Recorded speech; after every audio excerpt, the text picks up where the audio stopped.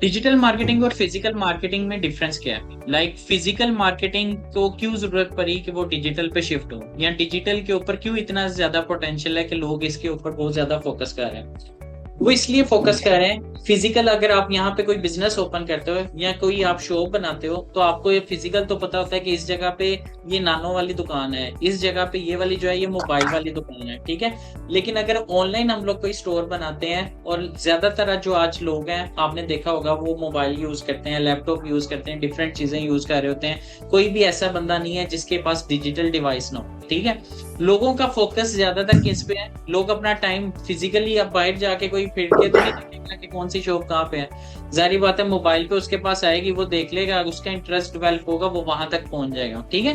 तो online presence create करने के लिए, ऑनलाइन चीजों को दिखाने के लिए लोगों के हम लोग यहाँ पे मौजूद हैं, हम लोग ये सर्विसेज प्रोवाइड कर रहे हैं, इसके लिए जो है हम लोग डिजिटल मार्केटिंग करते हैं। डिजिटल मार्केटिंग के अंदर बहुत वास्ट फील्ड होगी है ये, इसके अंदर आगे 8 फील्ड्स डिफरेंट और आ जाती हैं, ठीक है। डिजिटल मार्केटिंग के अंदर ही 8 फील्ड्स और आती हैं जो हम लोग इस कोर्स के अंदर कवर करेंगे।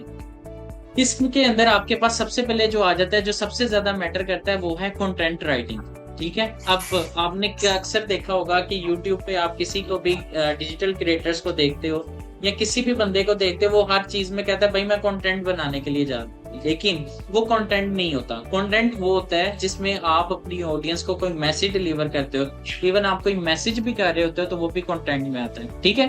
तो वे ऑफ कन्वर्सेशन जो है वो हम लोग उसको बेसिकली कंटेंट में कंसीडर करते हैं। अब कंटेंट की भी डिफरेंट टाइप्स है, ठीक है। कंटेंट के अंदर सबसे पहले जो हमारे पास आ जाती है वो आती है क्रिएटिव राइटिंग। किसी का कोई क्वेश्चन है?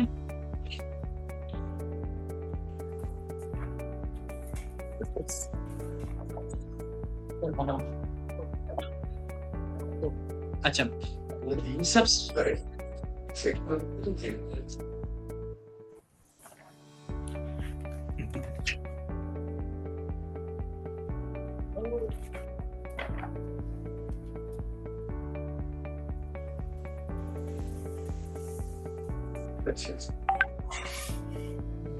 करते हैं किस अस्सलामुअलैकुम ताजू भाई, मैं लाइन पे हूँ। अच्छा आगे आपको ठीक ओके।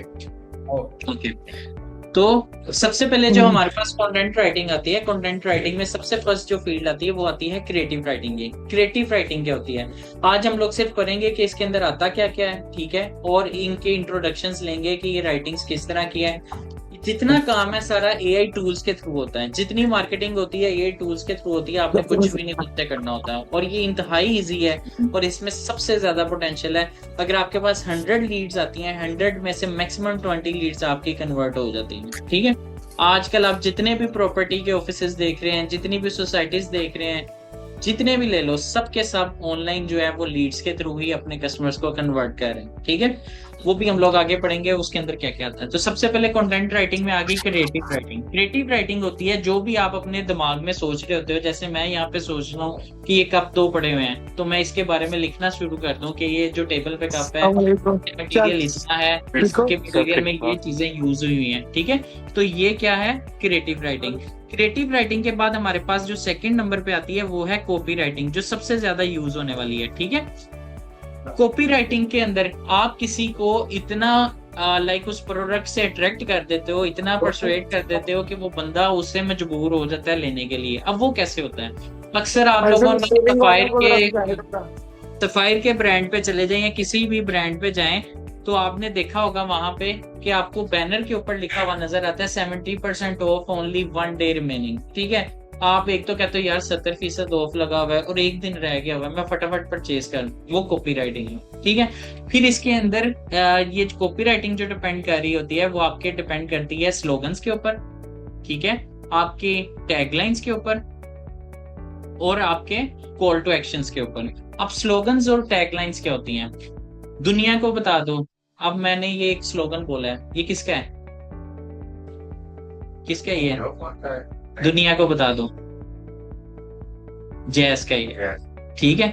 अब ये क्या है, मैंने कंपनी का नाम नहीं लिया। अक्सर आप लोग, मैंने स्लोगन बोला है तो आपको कंपनी का नेम पता चल गया है। बहुत सारी कंपनीज जो है वो स्लोगन्स के ऊपर वर्क करती हैं। जहां हुआ वहां साटा भी है करेंगे एंड हाँ, जहां हुआ वहां HPL, ठीक है, ये स्लोगन्स होते हैं। ठीक है, टैगलाइंस क्या होती हैं? टैगलाइंस होती हैं अक्सर टैगलाइन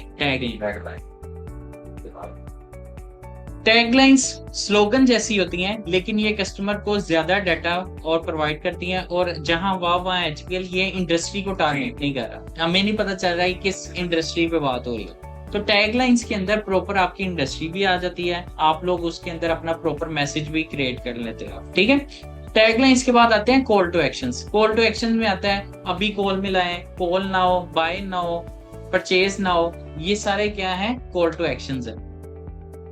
ठीक है, उसके बाद हमारे पास कॉपी राइटिंग के बाद ये सारी राइटिंग्स हम लोग करेंगे, इसकी प्रैक्टिस अभी सिर्फ इसका इंट्रोडक्शन दे रहा हूँ मैं अभी। इसके बाद आती है वेब कंटेंट राइटिंग।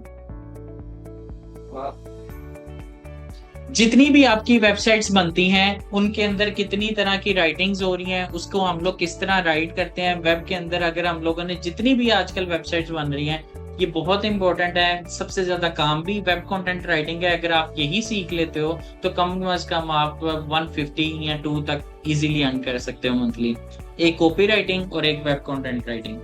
ठीक है, इसके अंदर आपके पास हर तरह की राइटिंग आ जाती है। इसके अंदर आपके अंदर क्रिएटिव राइटिंग भी लिखना है। अगर मैंने अबाउट अस लिखना है कंपनी का, मैं इस कंपनी के बारे में बताता हूँ कि ये जो है 30 साल से ये यहाँ पे काम कर रहे हैं, इनकी इतनी कंपनीज हैं ऐसे ऐसे, तो ये मैं क्या कर रहा हूँ? क्रिएटिव राइटिंग कर रहा हूँ। ठीक है, अक्सर आपने कंपनियों का जाके अबाउट अस पढ़ा होगा, उसमें लिखा भी होता है कि हम 100 साल से काम कर रहे हैं, हमारे जो हाथ डिकेड से ये काम चल रहा है। ठीक है, तो ये क्या है? Creative writing. अगर मैंने उसी का सर्विस पेज लिखना है, मैं कोई सर्विस प्रोवाइड कर रहा हूँ, मैंने किसी चीज की लाइक मैं बिल्डिंग मटेरियल की सर्विस प्रोवाइड कर रहा हूँ या फिर कंस्ट्रक्शन की सर्विसेज प्रोवाइड कर रहा हूँ, तो मैंने सर्विस बेस्ड राइटिंग करनी है, वो भी वेब कंटेंट के अंदर आ जाती है। इसी तरह प्रोडक्ट बेस्ड राइटिंग होती है, वो भी सी के अंदर आ जाती है। इसके अंदर जो सबसे ज्यादा इंपॉर्टेंट यूज होने वाला एलिमेंट है वो है कीवर्ड्स।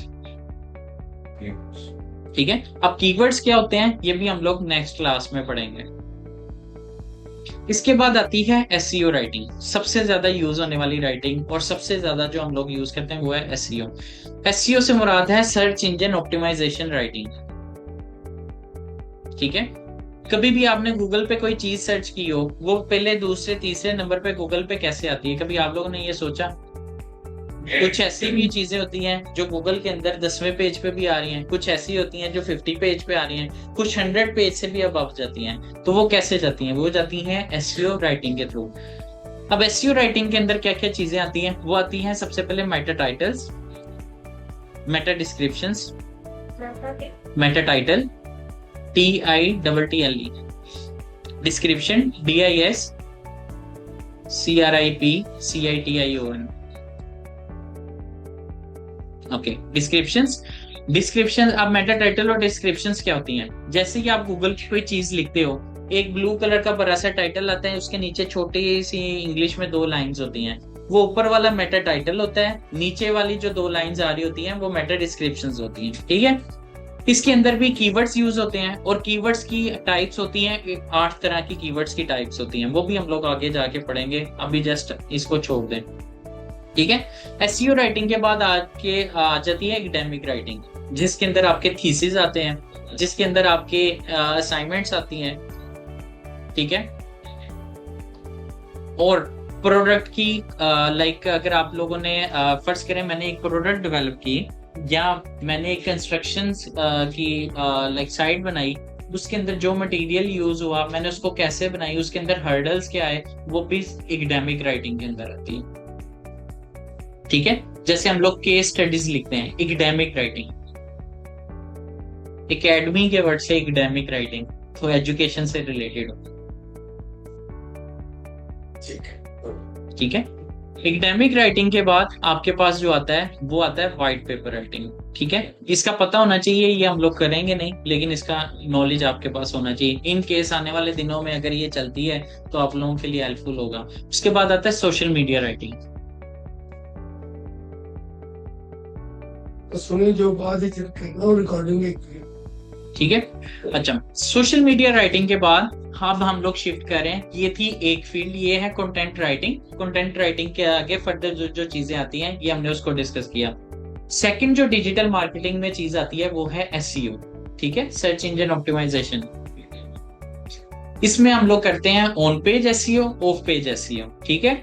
ऑन पेज एसईओ और ऑफ पेज में फर्क क्या है, सबसे पहले तो हमें ये पता होना चाहिए, ठीक है। ऑन पेज जो भी हम लोग अपनी प्रोडक्ट की मार्केटिंग करेंगे वो ऑन पेज होगी, मतलब इसमें हम लोग अपनी प्रोडक्ट की डायरेक्टली मार्केटिंग करते हैं। ऑफ पेज के अंदर हम लोग इनडायरेक्टली करते हैं। अब ये ऑफ पेज क्या होती है, फर्ज करें मैं जियो न्यूज के पास गया, मैंने जियो न्यूज को कहा कि भाई आपके पास 2 मिलियन से ज्यादा एक घंटे के अंदर लोग जो हैं वो आपको विजिट कर रहे हैं, ठीक है।